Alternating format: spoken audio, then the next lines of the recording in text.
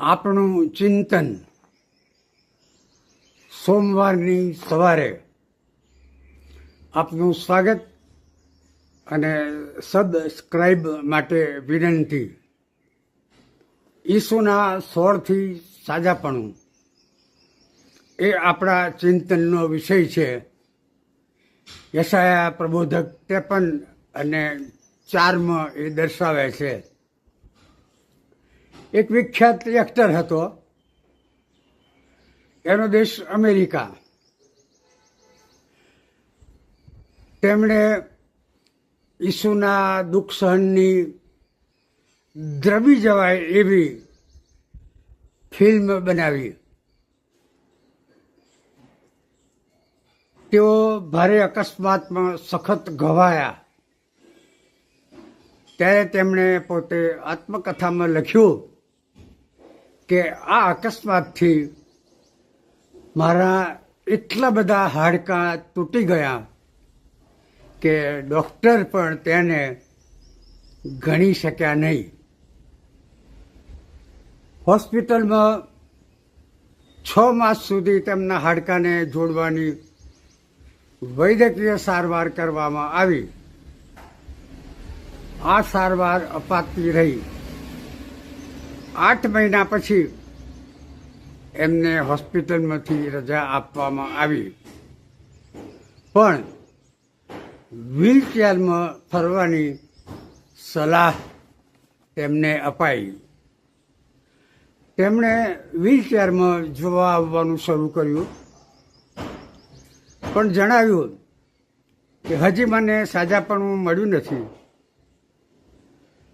તેઓ વ્હીલચેર પર સવાર સાંજ ચાલતા ફરતા રહેતા હતા.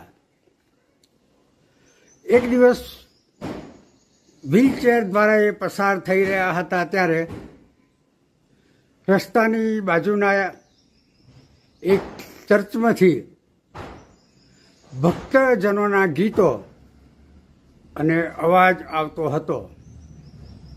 તેઓ ત્યાં ઊભા રહ્યા. ચર્ચમાં સંદેશવાહક યશાયાના 53મા અધ્યાય પર સંદેશો આપી રહ્યા હતા. તેમના એટલે ઈસુના સોળથી આપણને સાજાપણું મળ્યું છે એ એમનું આધાર વચન હતું સંદેશાનું. આ સાંભળીને આ વિખ્યાત એક્ટર તે ચર્ચમાં ગયા અને પછી લગાતાર 3 માસ સુધી ત્યાં તેમણે જવાનું જારી રાખ્યું. આ અનુભવ પછી તેમણે પોતાના જીવનચરિત્રમાં લખ્યું છે કે હવે મને પૂરી રીતે સાજાપણું મળ્યું છે. કહેવાનું તાત્પર્ય એ છે કે સાજાપણું આપનાર ઈસુ ખ્રિસ્ત હતા. ઈસવીસન 2004માં આ એક્ટરે પોતાને સાજાપણું આપનાર,